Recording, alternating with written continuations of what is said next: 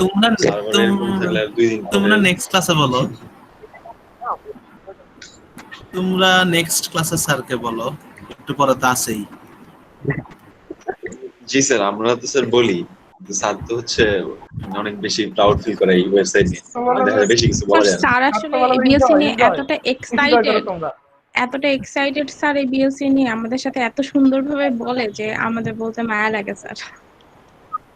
আরে আচ্ছা, আমিও বলবো এখন থেকে বিএলসি খুবই সুন্দর, ঠিক আছে। আচ্ছা আমি কই ছিলাম? ক্লাসে 15 স্লাইড পড়ানো হয়েছিল স্যার।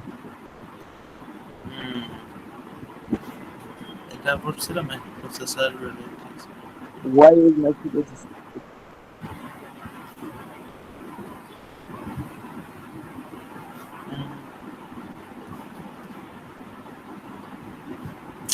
এত থিওরি কেন?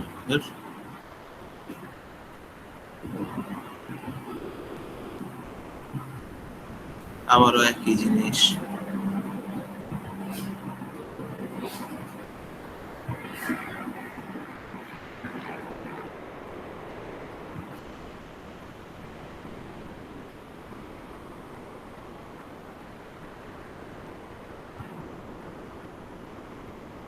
আজকে শেষ করে দিব নাকি ভাবতেছি, এত তো থিওরি করা লাভ নাই। আচ্ছা গাইস, আমরা তাহলে স্টার্ট করি। হ্যাঁ, জলদি জলদি শেষ করে দেই 30 মিনিটে, ঠিক আছে। প্রবলেম হলে আস্ক মি কোয়েশ্চেন। আমার ভয়েসটা কি ক্লিয়ার শোনা যাচ্ছে? হ্যালো, আসসালামু আলাইকুম স্যার। একটু প্রবলেম আছে জি জি। স্যার। আমি নতুন অ্যাড হয়েছি তো, মানে সেকশনটা আমার কালকে নতুন অ্যাড হয়েছে, আমি অ্যাটেন্ডেন্সটা দিতে পারছি না। স্যার তোমাকে ফার্স্টে আমার কোর্সে এনরোল হতে হবে, বুঝছো? হয়েছে স্যার, সবই হয়েছে, এভরিথিং ইজ ডান, জাস্ট আপনি তাহলে একটু অ্যাড তো করে। তোমার নামটা তো এখানে আসার কথা, রাইট? মানে তুমি যদি চলে আসো অটোমেটিক্যালি, মানে once you enroll তোমার অ্যাটেন্ডেন্সের ইয়াটা চলে আসবে। তোমার অ্যাটেন্ডেন্সটা হচ্ছে, তুমি হচ্ছে আমাদের এই এমবেডেড কোর্সে যাবে, বুঝছো? জি স্যার। যাওয়ার পরে দেখো উপরের ফার্স্টে লেখা আছে অ্যাটেন্ডেন্স O1। জি স্যার। হ্যাঁ, O1 এ ক্লিক করে দেখো তো তোমার নাম কোথায়, তুমি সেখানে অ্যাটেন্ডেন্সটা দিয়ে দাও। ওকে, ঠিক আছে স্যার, তাহলে আমি ঠিক ওটা আছে। অন করছি। ঠিক আছে স্যার, থ্যাংক ইউ স্যার। এখন না হলে আমাদের তো ডিউরেশন আছে, ক্লাস শেষে আবার আমাকে বলো। হ্যাঁ স্যার। ওকে স্যার, ঠিক আছে ওকে স্যার। ওকে। আচ্ছা, থ্যাংক ইউ। তো গাইজ আমরা স্টার্ট করি। তো as of our last class আমাদের যেটা হয়েছে, আমরা আচ্ছা ডাউনলোডই করে দেবো।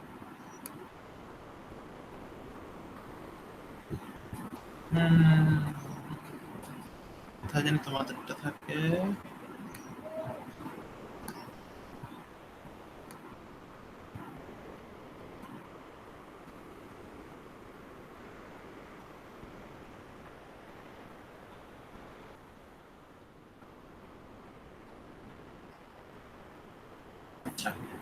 তো আমরা লাস্ট ক্লাস পর্যন্ত হচ্ছে দেখছি যে মাইক্রো প্রসেসর তোমার হচ্ছে যখন আমরা মানে একটা এমবেডেড সিস্টেম ইউজ করি, কেন ইউজ করি, কি কি ফ্যাক্টর আমাদের মাথায় রেখে আমরা এই মাইক্রো প্রসেসরটা ইউজ করি, আর মাইক্রো প্রসেসরটা ইউজ করলে আমরা কি কি অ্যাডভান্টেজেস গুলা মানে মানে ভোগ করতে পারি, ঠিক আছে। তো বেসিক্যালি আমরা লাস্ট ক্লাসে এটু পর্যন্ত পড়ছি। এরপরের ক্লাস মানে স্লাইডস গুলোও তোমার মানে ওই সেম জিনিস নিয়ে তারা কথা বলতে থাকে, জাস্ট আর একটু তো ইন ডেপথ কথা বলে।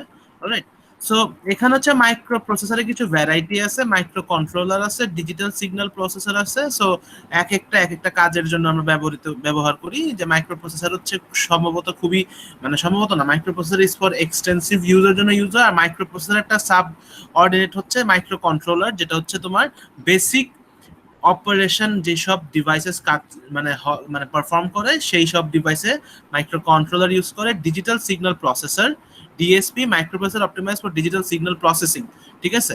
এটা হচ্ছে মূলত ডিজিটাল সিগন্যাল প্রসেস করার জন্য আমরা ডিএসপিটা ইউজ করি। তোমাদের কি অপ অ্যাম্প অ্যাম্পলিফায়ার এই কোর্সটা তোমরা করছো? জি sir. Digital electronics, transistor, MP, diode, ওখানে কি তোমরা মানে বায়াসিং পরে অপ এম্প এগুলা সব পড়ছো, স্যাটেলাইট ডিজাইন করা? তো বায়াসিং ছিল। আচ্ছা আচ্ছা আচ্ছা, ওটা কি মানে টেলিকমিউনিকেশনে কিছু ছিল ওখানে, না শুধু জাস্ট যে এফইটি ওগুলা ছিল, পিফেট এনফেট এগুলো ছিল? জানি না। ভুলে গেছো, আচ্ছা সমস্যা নেই। তো বেসিক্যালি এইটা হচ্ছে ডিজিটাল সিগন্যাল প্রসেসর। এটা দিয়ে হচ্ছে তোমার ইউজুয়ালি আমরা যদি সহজ ভাষা চিন্তা করি যে আমাদের ডিজিটাল অ্যানালগ থেকে ডিজিটাল সিগন্যাল যেটা কনভার্ট হয় সেটাকে প্রসেস করে সেটা থেকে এক্সট্র্যাক্ট কোনো মিনিংফুল ডেটা এক্সট্র্যাক্ট করা হচ্ছে এই প্রসেসরের কাজ। ঠিক আছে, এটা আমাদের লাগবে না আপাতত, এটা হচ্ছে তোমার টেলিকমিউনিকেশন যারা পড়বে এটা ওদের জন্য এটা খুবই ইম্পর্টেন্ট। ঠিক আছে, তো এটা হচ্ছে তোমার typically embedded word size. Word size মানে হচ্ছে এই একটা প্রসেসর কত বিটের ওয়ার্ড বা কত বিটের ফাংশন সে পারফর্ম করতে পারে সেটাকে আমরা বলি হচ্ছে এখানে ডিফাইন করা। যেমন টিপিক্যালি এমবেডেড ওয়ার্ড সাইজ তারা কত প্রসেস করতে পারে, 8 বিট, 16 বিট বা 32 বিট। ঠিক আছে, আচ্ছা 4 bit, 8 bit, 16 bit, 32 bit. 8 bit processor more than 3 million new chips per year. 32 bit processor blah blah blah blah blah, এগুলো হচ্ছে জাস্ট মানে ডিজাইন নিয়ে কথা বলা। ঠিক আছে, যে 8 বিটের প্রসেসর তোমার প্রত্যেক বছরে 3 বিলিয়নের বেশি প্রডিউস হয়। 32 বিটের প্রসেসর সাধারণত পাওয়ার পিসির একটা আন্ডারে হইতে পারে, অথবা 68 কে একটা মানে আর্কিটেকচার হতে পারে, অথবা মিপস আর্কিটেকচার হতে পারে, অথবা আর্ম আর্কিটেকচার হতে পারে। ঠিক আছে, তো আর ARM based chips alone do about triple the volume that Intel AMD peddle to PC makers. ঠিক আছে, ARM আর্কিটেকচারের যেই ARM আর্কিটেকচার ইউজ হয় যেই সব চিপে, সেগুলা হচ্ছে thrice the volume of the total volume of the PCs or total volume of the devices that is either generated by Intel and Pebble combined. ঠিক আছে, আচ্ছা most 98% around 32-bit processors are used in embedded systems, not PCs. ঠিক আছে, আমরা একটু কনফিউশনে পড়বা যে তোমাদের কাছে মনে হতে পারে স্যার আমরা তো দেখছি 64 বিটের পিসি থাকে, 32 বিটের পিসি থাকে। ঠিক আছে, বাট টিপিক্যালি 32 বিটের পিসি এখনকার দিনে are not used in পিসিস but in embedded system. RISC type processor ওনস most of the overall embedded market. ঠিক আছে, RISC টাইপ কি বলতে পারবে কেউ? RISC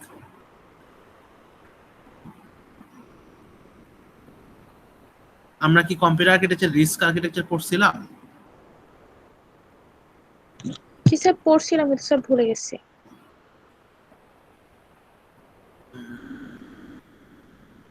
মানে আমাদের একটা টপিক ছিল না কম্পিউটার আর্কিটেকচারে, RISC CISC, দুটা কম্পিউটার আর্কিটেকচার। স্যার পড়া হয়েছিল, স্যার দুটো ডিফারেন্স ছিল। হ্যাঁ এক্স্যাক্টলি, মানে RISC বলতে আমরা শুধু বুঝি যে রিডিউস ইনস্ট্রাকশন সেট কম্পিউটার। ঠিক আছে স্যার, একজনের মনে হয় একটু অন করে, তো যাই হোক, তো RISC মানে হচ্ছে রিডিউসড ইনস্ট্রাকশন সেট কম্পিউটার। ঠিক আছে, স্পেশালি আমাদের বেশিরভাগ প্রসেসর তোমার RISC টাইপের ইয়া দিয়ে আর্কিটেকচারে ডিজাইন করা হয়। ঠিক আছে, এটা কম্পিউটার আর্কিটেকচারের কোর্স, এটা হয়তো পরে তোমরা রিক্যাপ করতে পারবা। আচ্ছা, platforms, embedded computing platform, hardware plus architecture plus associated software. এটা আমি আগে বলছি যে আমাদের এমবেডেড কম্পিউটিং বা এমবেডেড সিস্টেমের মধ্যে আসলে হার্ডওয়্যারও থাকে অ্যাজ ওয়েল অ্যাজ একটা তার সাথে একটা সফটওয়্যারও অ্যাভেলেবল থাকে। ঠিক আছে, সাম সর্ট অফ সফটওয়্যার যেটা আইদার তুমি হয়তো রান করতে পারবা, অথবা যেটা আইদার ইনিশিয়ালি তোমার প্রসেসরের মধ্যে প্রসেসরের রোমের মধ্যে বার্ন করা থাকে। ঠিক আছে, মেনি প্ল্যাটফর্মস আর মাল্টি প্রসেসরস। ঠিক আছে, বেশিরভাগ প্ল্যাটফর্ম আমাদের সেলফোন, আমাদের স্মার্ট ওয়াচ, আমাদের ল্যাপটপ, আমাদের পিসি, আমাদের smart TV, these are multi processors, right? এখানে তোমার ভ্যারিয়াস প্রসেসিং হয়। Examples, single chip multi processors for cellphone, baseband, automotive network plus processors. ঠিক আছে, মানে মাল্টি প্রসেসর ইউজ হয় কোথায় কোথায়? সেলফোনে ইউজ হয়, অটোমোটিভ নেটওয়ার্কে ইউজ হয়। ঠিক আছে, physics of software. ঠিক আছে, computing is a physical act. Software does not do anything without hardware. Executing software consumes energy, requires time. To understand the dynamics of software, we need to characterize the platform on which the software runs. ঠিক আছে, these are like একদম fundamentals of our computing. ঠিক আছে, যে আমরা যেগুলো fundamental computing কোর্সে পড়ছি, যে বেসিক্যালি সফটওয়্যার কোনো হার্ডওয়্যার ছাড়া কাজ করে না, নাম্বার 1। নাম্বার 2 হচ্ছে যদি তোমার পিসিতে সফটওয়্যার চলে, our PC, our device consume energy and sometimes it requires more time, ঠিক আছে। অনেক সময় অনেক সফটওয়্যার অনেক বেশি সময় নেয়, অনেক সময় অনেক সফটওয়্যার অনেক কম সময় নেয় কাজ করতে। আচ্ছা, to understand the dynamics of software we need to characterise the platform on which the software runs, ঠিক আছে। সফটওয়্যারকে বোঝার জন্য আমরা ধরো একটা গেম যদি কিনি, সেই গেমটাতে যদি লেখা থাকে যে কোর i7 ছাড়া চলবে না, দিস ইজ ইউজলেস। আমরা কিন্তু কোর i3 তেও চালাতে পারবো না, রাইট? যেটা তোমার মানে কোর i3 বলতে কোর i3 10 জেনারেশন এগুলো না, আমি জাস্ট কথার কথা বলতেছি যে ইন জেনারেল যদি বলা হয় কোর i7 এ রান করবে, সেটা আমরা কোর i3 তে রান করাইতে পারবো না। So basically software dynamics, software run করবে কি করবে না, ঠিক আছে, এটাকে বোঝার জন্য সফটওয়্যারটা কোন প্ল্যাটফর্মে রান করবে সেটা আমাদেরকে বুঝতে হবে, কোন হার্ডওয়্যারে সে সাপোর্ট করে সে কাজ করবে সেটা আমাদেরকে বুঝতে হবে, রাইট? তো সফটওয়্যারকে চেনার আগে আমাদের সফটওয়্যারটা কোথায় রান করবে সেটাকে বুঝতে হবে, ঠিক আছে। So challenges in embedded computing design, system design: how much hardware do we need? How do we meet deadlines? How do we minimize power consumption? How do we design for upgradability? Does it really work? ঠিক আছে।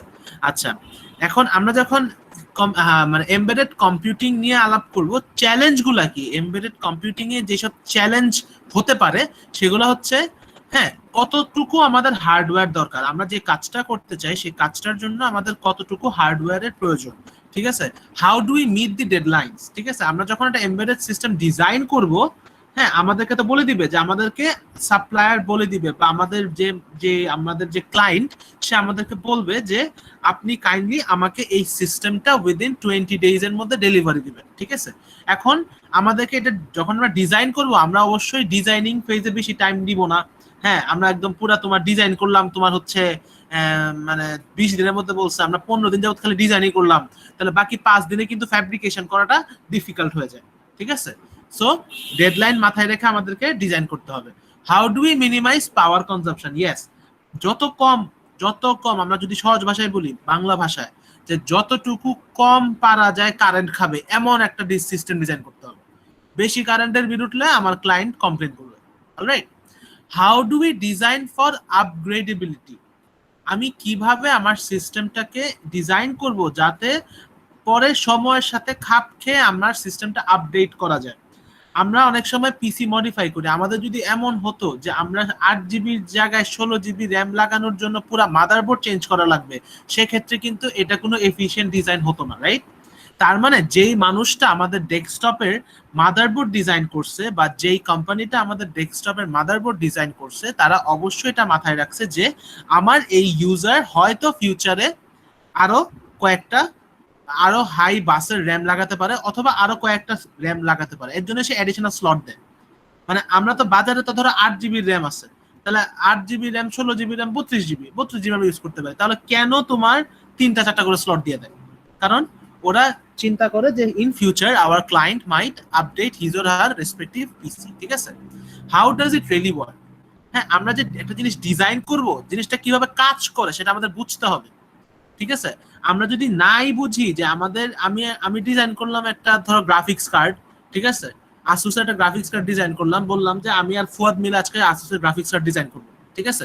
আমরা বসলাম, কিন্তু এটা দিয়ে আসলে গ্রাফিক্সের কোনো কাজই হয় না, এটা দিয়ে তোমার হচ্ছে খালি আমি আর ও এমন জিনিসই ডিজাইন করলাম যেটা খালি পিসি ঠান্ডা হয়, তাহলে কিন্তু লাভ নেই।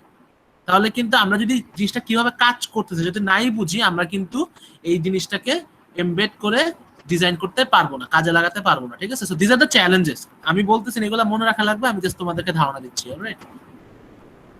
What does performance mean? Embedded সিস্টেমে পারফরম্যান্স বলতে কি বোঝায়, এই জিনিসটা আমরা আগেও পড়ে আসছি, মানে লাস্ট ক্লাসে পড়ছি, আজকে আবার সেম কথা এসেছে। Computing performance often means average case may not be well defined. In real time system performance means meeting deadlines. Missing the deadline by even a little is bad. Finishing ahead of deadline may not be helpful. Alright, so আমার কথা হচ্ছে just মাথায় বুঝাও যে তোমাদের performance বলতে হচ্ছে যে তোমাদের যত তাড়াতাড়ি তোমাদের কাজটা হবে সেই কনসেপ্টটাকে আমরা পারফরমেন্স বলবো। আমাদের সিস্টেমটা, আমাদের কম্পিউটার, আমাদের ডিভাইসটা যত কুইকলি, যত তাড়াতাড়ি আমাদের কাজটা করে দিবে, আমরা ততটাই বলবো যে এটার পারফরমেন্সটা ততটা ভালো, রাইট? সো এটা হচ্ছে পারফরমেন্স বোঝা, ঠিক আছে? ওকে, ক্যারেক্টারাইজিং পারফরমেন্স, ঠিক আছে? পারফরমেন্সকে আমরা কিসের ভিত্তিতে ক্যারেক্টারাইজ করব? সিপিইউ, অবশ্যই সিপিইউর architecture is very important. Platform মানে হচ্ছে এই যে বাসগুলা থাকবে, আমাদের যে হার্ডওয়্যারে যে বাস বলতে আমরা তো জানি some way of linking devices, আমরা লাস্ট ক্লাসে একটু পড়ছিলাম, মানে পড়ি নাই, আমরা ডিসকাস করছিলাম যে বাস মানে কি। It's a way of connection, right? So bus কি কি অ্যাভেলেবল, আইও ডিভাইসেস মানে ইনপুট আউটপুট ডিভাইস কি কি ভালো কিনা, অলরাইট? প্রোগ্রাম, এই যে প্রোগ্রামটা রান করতেছে সেই প্রোগ্রামটা কতটুকু অপটিমাইজেশন সে ম্যানেজ করতে পারবে, সেটা ইজ ভেরি ইম্পর্টেন্ট। তারপর হচ্ছে তোমার প্রোগ্রাম টাস্ক, এটা কি মাল্টিটাস্কিং করতে পারবে কিনা, ইন্টারঅ্যাকশন বিটুইন টাস্ক, যে এই যে টাস্ক এ টাস্ক বি এর সাথে যে ইন্টারঅ্যাক্ট করবে সেই ইন্টারঅ্যাকশনটা কি এনাফ ভালো কিনা, micro processor interaction between processors, ঠিক আছে? এখন যদি মাল্টি প্রসেসর, ধরো আমাদের পিসিতে ইয়া আছে, মাদারবোর্ড আছে, মাদারবোর্ডের সাথে আমাদের গ্রাফিক্স কার্ড চলতেছে না, ঠিক আছে? এই মাদারবোর্ডে এই গ্রাফিক্স কার্ড সাপোর্ট করে না, সেক্ষেত্রে কিন্তু আমরা কোনো কাজ অ্যাচিভ করতে পারবো না, ঠিক আছে? আমার মাদারবোর্ডের সাথে আমার গ্রাফিক্স কার্ড কতটুকু অ্যাডজাস্ট করতে পারবে, কতটুকু সে একসাথে দুজনের পাশাপাশি রেখে কাজ করতে পারবে, ইটস আ ফ্যাক্ট। সো এই জিনিসগুলাকে আমরা সাম আপ করে বলতে পারি these are characterizing the performance of our embedded system, of our hardware component, ঠিক আছে? সিপিইউ, হ্যাঁ। প্ল্যাটফর্ম বলতে হচ্ছে bus, IO device etcetera. Program, যে প্রোগ্রামটা রান করতেছে। টাস্কের মধ্যে ইন্টারঅ্যাকশন, আর হচ্ছে ভ্যারিয়াস প্রসেসরের মধ্যে ইন্টারঅ্যাকশন। 5টা ইম্পর্টেন্ট ফ্যাক্টর আমাদের একটা ডিভাইসের হার্ডওয়্যারের পারফরমেন্সকে আমরা এটা দ্বারা ক্যারেক্টারাইজ করতে পারি, ঠিক আছে? এমবেডেড সিস্টেমের ক্যারেক্টারিস্টিক্স কি হতে পারে? এটা অবশ্যই আমরা চাবো যে আমাদের এমবেডেড সিস্টেম একটা ভালো লেভেলের পারফরমেন্স দিবে, একটা হাই পারফরমেন্স দিবে, রাইট? তারপর হচ্ছে তারা মাল্টিপল টাস্ক অ্যাচিভ করতে পারবে। আমি একটা কম্পিউটার কিনলাম শুধু অঙ্ক করার জন্য, তাহলে তো লাভ নেই, একটু তো গেম খেলতে হবে। এই যে তোমাদের সাথে ভিডিও কল করতেছি, এটাও করতে হবে। আমি একটা ল্যাপটপ কিনলাম, এখানে কোনো তোমার ধরো মাইক্রোফোন নাই, কোনো ইয়ারফোনের পোর্ট নাই, আমি কথা বলে তোমরা শুনবা না, তাহলে তো সেটা আসলে লাভ নেই, রাইট? আমাদের ডিভাইসটাকে মাল্টিপল টাস্ক করার মতো ক্ষমতা থাকতে হবে। রিয়েল টাইম, হ্যাঁ, আমি এখন একটা প্রবলেম দিব, প্রবলেমটা এখনই সলভ করতে হবে, ঠিক আছে? ওই সিস্টেমের প্রবলেমটা আমি যখন দিব তখনই তাকে প্রবলেমটা সলভ করতে হবে, ঠিক আছে? অবশ্যই আমি চাবো যে যেই সিস্টেমটা আমি ইউজ করব সেটা যেন কম কারেন্ট কনজিউম করে, কম ইলেকট্রিসিটি কনজিউম করে, যেন আমার ইলেকট্রিসিটি বিলটা কম আসে, রাইট? আমি যদি এখন একটা ল্যাপটপ কিনে যদি তোমাদের সাথে ভিডিও কল করতে আমার এসির মতো বিলটা হয়, তাহলে কিন্তু সেটা খুবই ইনএফিশিয়েন্ট একটা ল্যাপটপ, রাইট? যে আমি আসলে অল্প একটা কাজ করতেছি, আমার এসির মতো কারেন্ট সেটা আনতেছে। লো ম্যানুফ্যাকচারিং কস্ট, অবশ্যই আমরা চাবো যে আমাদের ল্যাপটপটা যেন চিপ না হয়, বাট এটা যেন লো ম্যানুফ্যাকচারিং কস্ট হয়, ঠিক আছে? আমরা যতটুকু পারি যে ম্যানুফ্যাকচারিং কস্টে আমরা এটা কাজেট করব, ঠিক আছে? আমরা অ্যালুমিনিয়াম না দিয়ে ধরো আমরা এটাকে কোনো হাই পলিমারের কোনো প্লাস্টিক দিয়ে এমবেড করব, যেটা আমার কস্ট আরো কমে যায়, ঠিক আছে? যখন তোমার কস্ট কমে যাবে তখন তুমি জিনিসটাকে এফোর্ড করতে পারবে, কিনতে পারবে। হাই রিলায়েবিলিটি, ঠিক আছে? রিলায়েবল মানে হচ্ছে যে জিনিসটা নষ্ট হবে না, এক কথায় শেষ। যে আমি জিনিসটা কিনবো, আমি যেন অনেকদিন টিকে সেটা কিনবো, রাইট? আমি যদি জানি যে জিনিসটা টিকবে না বেশি দিন, তাহলে তো আমার কিনে লাভ নেই। আর হচ্ছে design to tight deadlines by small team, ঠিক আছে? এটা হচ্ছে কিছুটা তোমার মানে ইন জেনারেল বড় বড় কম্পিউটিং এর কাজের ক্ষেত্রে এখানে বলতেছে যে এখানে তুমি যখন এমবেডেড সিস্টেমটা নিবা, ঠিক আছে, এই এমবেডেড সিস্টেমটা will be able to maintain a strict schedules in various small teams as well, ঠিক আছে? ধরো আমরা একটা ল্যাবের মধ্যে আমরা প্রোগ্রামিং করতেছি, কয়েকটা পিসি মিলে আমরা কাজ করতেছি, রাইট? নেটওয়ার্কিং বড় বড় ল্যাব যদি তোমরা দেখে থাকো, নেটওয়ার্কিং ল্যাবে দেখবা যে there are large PCs that are continuously তোমার কাজ করতেছে, ঠিক আছে? যাদের যদি কোনো বড় ভাই বোন নেটওয়ার্কিং সাইডে কাজ করে, তোমরা দেখবা যে তোমাদের বড় ভাই বোনদের ওই পিসিতে there are 64 GB of RAM, ঠিক আছে? It can stretch up to 128 GB, who knows, all right? আর এখানে কিন্তু একটা পিসি কাজ করে না, বড় বড় নেটওয়ার্কিং সাইডে দেয়ার আর মাল্টিপল পিসিস, যারা হচ্ছে একসাথে স্মল গ্রুপে কাজ করে, to achieve performance and various other and solve various other issues. এক কথায় বলতে গেলে আমার পিসিটা এমন হইতে হবে যেটা হচ্ছে তোমার ডেডলাইনের মধ্যে আমাকে কাজ বুঝাই দিতে পারবে, ঠিক আছে? আমি এমন একটা পিসি কিনলাম যেটা তোমার কাজই করতে পারলো না, ঠিক আছে? আমি কম্পিউটারে সেভ দিলাম, আজকে রাত্রে এমএস ওয়ার্ডটা সেভ দিলাম, কালকে সকালে যা সেভ হলো, তাতে লাভ নাই, রাইট? সো এটাকে মানে এটা আলটিমেটলি এই লাস্টের পয়েন্টটাও তোমার পারফরম্যান্সের আন্ডারে চলে আসে। আচ্ছা, ফাংশনাল কমপ্লেক্সিটি। আমাদের এমবেডেড সিস্টেমের ফাংশন পারফর্ম করার ক্ষেত্রে কি কি কমপ্লেক্সিটি আসতে পারে, ঠিক আছে? কি কি কমপ্লেক্সিটি আসতে পারে সেটা হচ্ছে যে আমাদের এমবেডেড সিস্টেম বা আমাদের কম্পিউটারে অনেক সময় আমরা কমপ্লেক্স অথবা সফিস্টিকেটেড অ্যালগোরিদম আমাদেরকে চালাতে হতে পারে, রাইট? যে আমাদেরকে অনেক সময় তো সব সময় তো সেম অ্যালগোরিদম আমাদের পিসিতে রান করতে হয় না, অনেক সময় তো অনেক ডিফারেন্ট লেভেলের algorithm with different various time complexity নিয়ে আমাদের পিসিতে রান করে, right? So different sorts of sophisticated অথবা different sorts of multiple algorithms অথবা ইন্টিমিডিয়েটেড অ্যালগোরিদমস আমাদেরকে রান করতে হয়, ঠিক আছে? often provide sophisticated user interface. আরেকটা ফাংশনালিটি ঝামেলা হতে পারে যে আমাদের সিস্টেম আমাদেরকে একটা সফিস্টিকেটেড ইউজার এনভায়রনমেন্ট প্রোভাইড করতে পারে, যেটা আসলে খুবই ঝামেলা, ঠিক আছে? অনেক সময় অনেক বড় ভালো অ্যাপ্লিকেশনে দেখবা যে ইউআইটা ভালো না দেখে আমাদের সিস্টেমটা আসলে এফিশিয়েন্সিটা অতটা বোঝা যায় না, ঠিক আছে? So user interface must be as less sophisticated as possible for the user to operate the device, ঠিক আছে? আচ্ছা, ডিজাইন মেথডোলজিস, ঠিক আছে? আমরা যখন এমবেডেড সিস্টেম ডিজাইন করব, আমরা আসলে কি কি জিনিস মানে মাথায় রেখে বা কি কি প্রসিজিয়ার ইউজ করে আমরা ডিজাইন করব, ঠিক আছে? আচ্ছা, ফার্স্টে আমাদেরকে আন্ডারস্ট্যান্ড করতে হবে যে আমরা যে ডিজাইন করব আমরা আসলে কোনো কিছু বাদ দিব না, ঠিক আছে? আমরা যখন একটা চিপ ডিজাইন করব আমরা সব অ্যাসপেক্টস, সব ইস্যুস সবকিছু মাথায় রেখে ডিজাইন করব। আর সাধারণত দেয়ার আর ভ্যারিয়াস টুলস যেটা দ্বারা আমরা ডিজাইন করতে পারি, যেমন CAD and other software engineering tools, ঠিক আছে? দিস আর জাস্ট একটা আইডিয়া দেওয়া। আচ্ছা, লেভেল অফ অ্যাবস্ট্রাকশন। এই যে আমরা যখন একটা জিনিস মানে আমরা যখন চিপটা ডিজাইন করব আমাদের কিছু স্টেপস থাকবে, ঠিক আছে? আমাদের ফার্স্টে চিপটা রিকোয়ারমেন্ট বের করতে হবে, তারপর চিপটার স্পেসিফিকেশন বের করতে হবে, তারপর আর্কিটেকচারটা বুঝতে হবে, তারপর হচ্ছে ডিজাইন কম্পোনেন্টসগুলো ডিজাইন করতে হবে, এবং লাস্টে এই যে আমি কম্পোনেন্টগুলো ডিজাইন করলাম ভ্যারিয়াস কম্পোনেন্ট, সেগুলোকে আমি সিস্টেমে ইন্টিগ্রেট করে দিব, ঠিক আছে? থিওরি খুবই বোরিং লাগতেছে, আই আন্ডারস্ট্যান্ড, ঠিক আছে? But let's just finish it, ঠিক আছে? এটা আসলে ঝুলা রেখে লাভ নেই। আওয়ার রিকোয়ারমেন্টস ফর্ম, ঠিক আছে? লাগবে না। আচ্ছা, GPS moving map requirements. Moving map obtains position from GPS, paints map and from local database, ঠিক আছে? মানে সহজ কথায় শেষ বলতে সুবিধা হচ্ছে যে আমাদের গুগল ম্যাপে আমরা যে আমাদের কারেন্ট পজিশন দেখি, সেই কারেন্ট পজিশনটা হচ্ছে আমাদের গুগল ম্যাপ না, আমাদের ফোনের জিপিএস সেটা জেনারেট করে। আর এই যে ম্যাপের যে ছবিটা, ম্যাপের ছবিটা কিন্তু ডেটাবেস থেকে প্রিন্ট হয়, বুঝতে পারছো? ম্যাপটা কিন্তু গুগল ম্যাপের সাথে না। গুগল ম্যাপে যে ডটটা তুমি দেখবা, ডটটা হচ্ছে তোমার ফোনের জন্য তুমি দেখতেছো, আর ম্যাপের ছবিটা আসতেছে ডেটাবেস থেকে। এটা জাস্ট বলছো। GPS moving map needs. আচ্ছা, আমি আসলে জানি না যে কেন এমবেডেড সিস্টেমে জিপিএস নিয়ে কথা বলতেছে, হ্যাঁ? So let's just finish it. তো জিপিএস হচ্ছে তোমার জিপিএস এর কিছু মানে ওরা জিপিএস এর কিছু জিনিস নিয়ে তারা আলাপ আলোচনা করছে। ফার্স্ট হচ্ছে ফাংশনালিটি, ঠিক আছে? এটা কোথায় কোথায় ব্যবহার হয়? অটোমোটিভ ইউজে হয়, ঠিক আছে? বড় রোড রাস্তা দেখার জন্য ইউজ করতে পারি, হ্যাঁ? এটার মধ্যে একটা ইন্টারফেস থাকবে, ঠিক আছে? তারপর হচ্ছে এটার পারফরমেন্স থাকবে, যে কত তাড়াতাড়ি তোমার জিনিসটা তুমি যখন গুগল ম্যাপটা অন করবা কত তাড়াতাড়ি তোমার লোকেশন সে ম্যাপে দেখাচ্ছে, সেটা important. It's a very important matter, ঠিক আছে?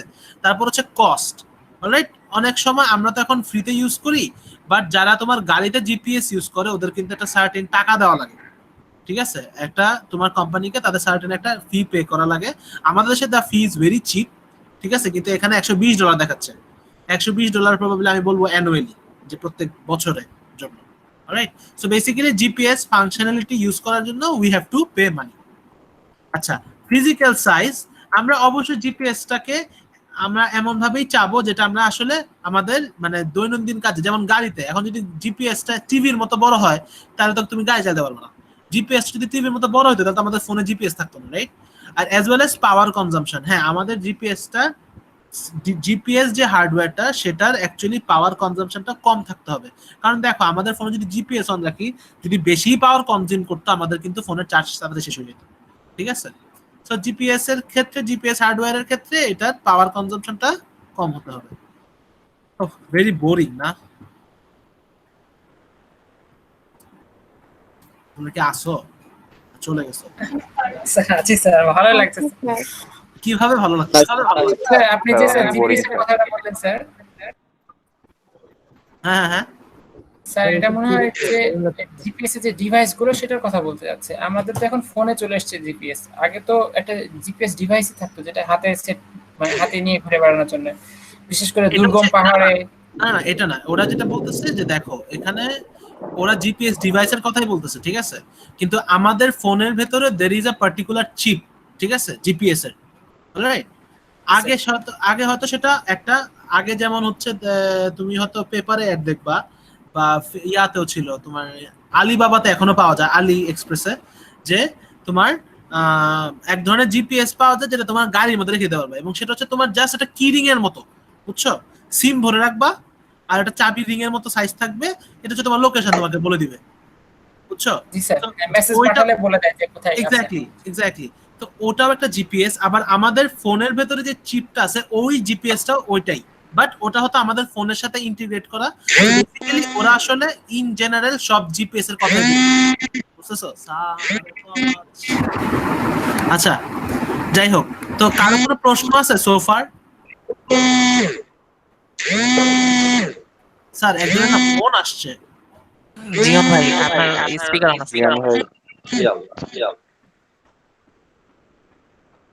আচ্ছা, thank you.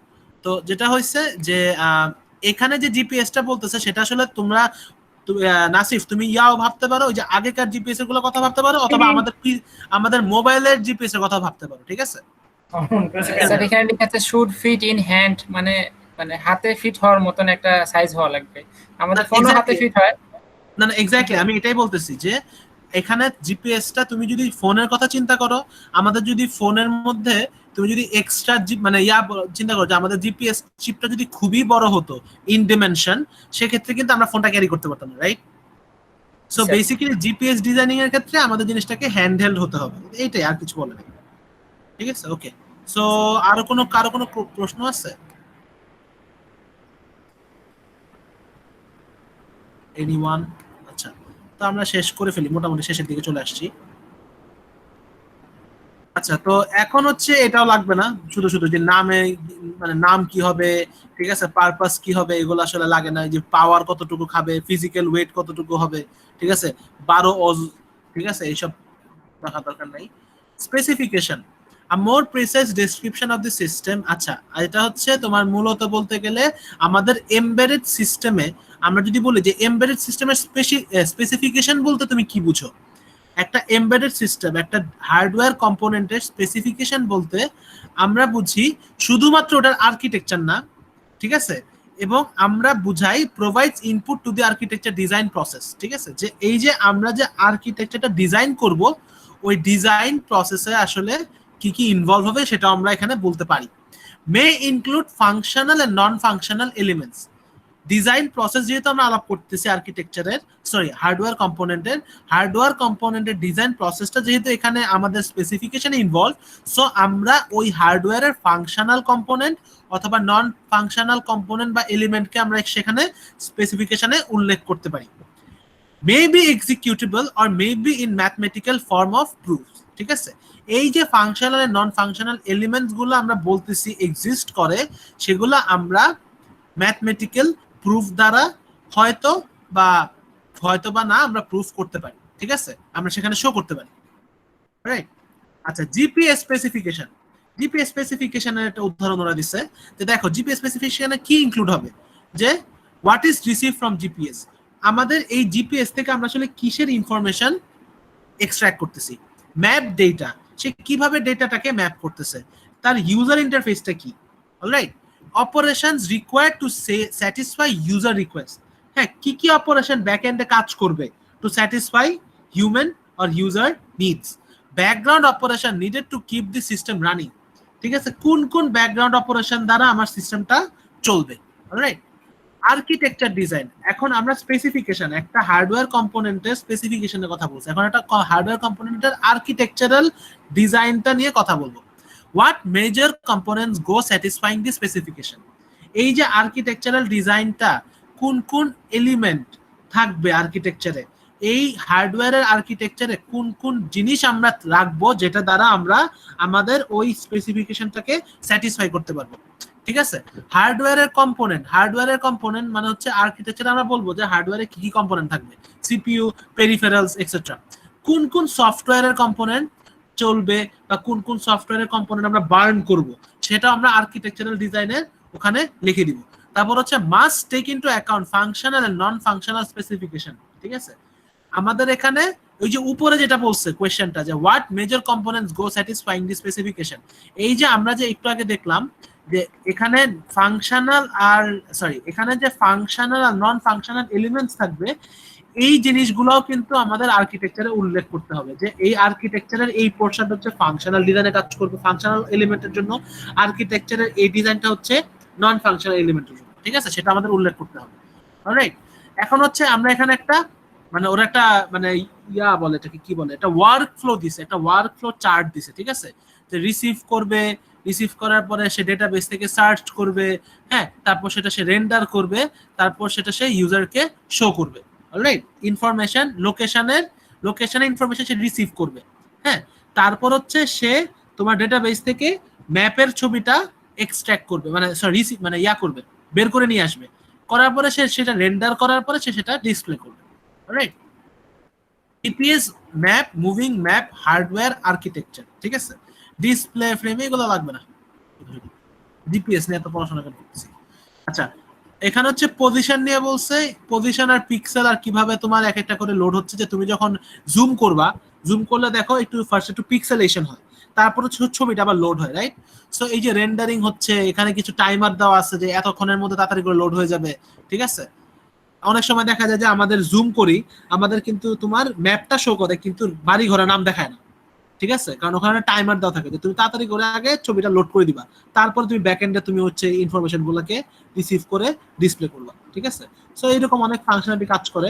Designing a hardware and software component must spend time architecting the system before you start coding. Some components are ready-made, some can be modified from existing design, other must be designed from scratch. এটা হচ্ছে যে hardware আর software কম্পোনেন্টের ক্ষেত্রে, designing এর ক্ষেত্রে আবার কথা আসতেছে যে আমরা যখন একটা সিস্টেমের আর্কিটেকচার তৈরি করব, তা আমরা আগে সিস্টেমটা যখন তৈরি করব, আমরা আগে সিস্টেমের আর্কিটেকচারটা ডিজাইন করব, তারপর হচ্ছে ওটার ভিতরে আমরা কোড বলবো।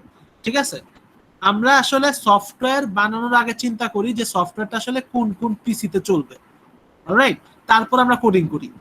আমরা কিন্তু কোডিং করা শুরু করে তারপর আমরা চিন্তা করি না আসলে আমাদের সফটওয়্যারটা কোথায় কোথায় চলবে। এরকম যদি হতো, যারা অ্যান্ড্রয়েড ডেভেলপার, তোমরা দেখবে যে যখন তোমরা অ্যাপ তৈরি করা শুরু করো অ্যান্ড্রয়েড স্টুডিওতে, তার আগে জিজ্ঞেস করে যে তোমার কোন পিসিআর জন্য, কোন কম্পিউটার অপারেটিং সিস্টেমের জন্য অ্যান্ড্রয়েডের তোমরা আসলে এই অ্যাপটা তৈরি করতেছো, অ্যান্ড্রয়েড 4.4.2 নাকি অ্যান্ড্রয়েড 10.0.1। ঠিক আছে, তো ওরা কিন্তু ওই অপশন দেয়। দিস ইজ বিকজ 4.4.2 শেষমেশ যেই মোবাইলে আপডেট পাইছে, তারপরে তো আর ওই মোবাইলে আপডেট পায় না, তার মানে হচ্ছে ওই আর্কিটেকচারটা অ্যাকচুয়ালি 4.4.2 সাপোর্ট করে। ঠিক আছে, বা ওই আর্কিটেকচারটা 4.4.2 এর থেকে বেশি আর কোনো সে সাপোর্ট করে না। সো বেসিক্যালি 4.4.2, ওই জন্য আমরা আগে চিন্তা করি যে আমরা আসলে কিসের জন্য, কোন হার্ডওয়্যারটার জন্য আমরা আসলে সফটওয়্যারটা তৈরি করতেছি। ঠিক আছে, অনেক সময় কিছু কিছু কম্পোনেন্ট রেডিমেড পাওয়া যায়, অনেক সময় তাদেরকে আমাদের এক্সিস্টিং ডিজাইন থেকে আমরা মডিফাই করতে পারি, অনেক ক্ষেত্রে আমরা সেটা শুরু থেকে ডিজাইন করি। ঠিক আছে, সিস্টেম ইন্টিগ্রেশন, পুট টুগেদার দি কম্পোনেন্ট। সিস্টেম ইন্টিগ্রেশন বলতে আমরা বুঝাই কি, এই যে কম্পোনেন্ট গুলো আমরা ডিজাইন করলাম, একটা কম্পিউটারের তো এমবেডেড সিস্টেমে তো অনেক মাল্টি প্রসেসর, আমি তো মাল্টি প্রসেসর বলতেছি, অনেকগুলো প্রসেসর আছে, সেগুলাকে যদি আমরা একত্র করে আমরা সেটাকে ইন্টিগ্রেট করি, সেটাকে আমরা বলতে পারি হচ্ছে সিস্টেম ইন্টিগ্রেশন। ঠিক আছে, তারপর হচ্ছে যদি আমরা সামারি দেই, এমবেডেড কম্পিউটার বলতে কি বুঝাই, হ্যাঁ, আমাদের আশেপাশে যা আছে আমরা তাদেরকে এমবেডেড সিস্টেম বলি। ঠিক আছে, এমবেডেড সিস্টেমে তোমার ডিজাইন থাকবে, কিছু চ্যালেঞ্জেস থাকবে। চ্যালেঞ্জগুলো কি কি হতে পারে? ডিজাইন টাইমের মধ্যে শেষ করতে হবে, ডেডলাইনের মধ্যে এটা ডেলিভারি দিতে হবে, আর এটা হচ্ছে পাওয়ার নিবে, কতটুকু পাওয়ার সে নিবে, কতটুকু পাওয়ার সে কনজিউম করবে, ঠিক আছে, কতটুকু পাওয়ার সে ডিসিপেট করবে, সেগুলো নিয়েও কিছু থাকে, চ্যালেঞ্জ থাকে। Design methodologies help to manage design process. আমরা যদি ডিজাইন করার সময় প্রপার মেথোডোলজি ফলো করি, আমাদের ডিজাইন প্রসেসটা অনেক সিম্পলিফাই হয়ে যায়, ঠিক আছে। So this is the end of lecture 1। বুঝতে পারছি? হ্যালো, জি স্যার। জি স্যার। একটু হ্যাঁ হ্যাঁ করে বুঝছো, অনেক সময় কি নেট ডিসকানেক্ট হয়ে যায়, তখন না হ্যাঁ হ্যাঁ না করলে না বোঝা যায় না। জি স্যার, অবশ্যই স্যার স্যার আচ্ছা, এটা আজকে দেখার দরকার নাই, ঠিক আছে। আচ্ছা গাইস, এটা আমরা আজকে দেখবো না। আমি যেটা করব সেটা হচ্ছে এই স্লাইড থেকে, হ্যাঁ, এই স্লাইড থেকে কি কি পড়তে হবে, ঠিক আছে, সেটা আমি একটা লিস্ট তৈরি করে দিব, বুঝছো? জি স্যার। ভালো হয় স্যার। থ্যাংক ইউ কি স্যার, কি খুব ভালো পড়তে হবে আছে। সেটা আমি একটা লিস্ট তৈরি করে দিব। তৈরি করে আমি হচ্ছে এখানে মনে হয় পোস্ট দেওয়া যায়, জানি না আমি আসলে ঠিক এখানে কি এডিট করা যায় কিনা আমি জানি না। এডিট করা গেলে আমি এখানে স্যার গুগল ক্লাসরুমে দিলে স্যার আমাদের ক্লাসরুমে দিয়ে দিলেও ভালো হয় স্যার। গুগল ক্লাসরুমে দিলে স্যার আমাদের বেতন দিবে না স্যার, বুঝছো? সহজ ভাষায় বললাম। তো এই জন্যই আর কি আমি ক্লাসরুমে আমি অবশ্যই ক্লাসরুমে দিয়ে দিব, হ্যাঁ, আমি তোমাদের সুবিধাতে ক্লাসরুমে দিয়ে দিব, কিন্তু এখানে আর কি আমি কোথায় দিব এটা দেখতেছি, এখানে আর কি দেওয়ার কোনো স্কোপ আছে। নোটিশ বোর্ডের অপশন আছে, নোটিশ বোর্ডে দেওয়া যাবে। আচ্ছা ওইটা আমি দেখবো না, বাট তোমাদের সুবিধার্থে আমি তোমাদের ক্লাসরুমে পোস্ট করে দিব, ঠিক আছে। বাট এখানেও থাকবে, ওকে, যে এখান থেকে কি কি পড়তে হবে এটা নিয়ে আমরা আলাপ আলোচনা করব। আর আমরা চিন্তা করব যে যেহেতু এটা একটা থিওরিটিক্যাল স্লাইড, এখান থেকে আসলে কুইজ নেওয়া একটু সহজ, বুঝছো? একটা ছোটখাটো অনলাইন কুইজের মতো নিব আমরা।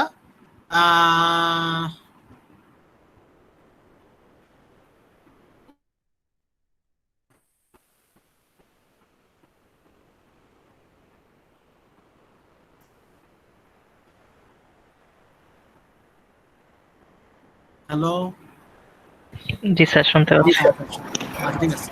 তো যেটাই হোক, যে আমরা চেষ্টা করব হচ্ছে নেক্সট লেকচারটা শেষ করে আমরা সবাই মিলে আলাপ আলোচনা করে যে কিভাবে একটা এফেক্টিভ একটা মানে টেস্ট নেওয়া যায়, ঠিক আছে, যাতে আমরা সবাই ভালো করতে পারি। ওকে, তো এটা হচ্ছে নেক্সট লেকচারটা শেষ করি, আর আমি এই উইকের মধ্যে হচ্ছে পোস্ট করে দিব যে এই স্লাইডে থেকে কি কি পড়তে হবে, ঠিক আছে, সেই অনুপাতে আমরা পড়া শেষ করে ফেলবো। Okay okay sir, thank you.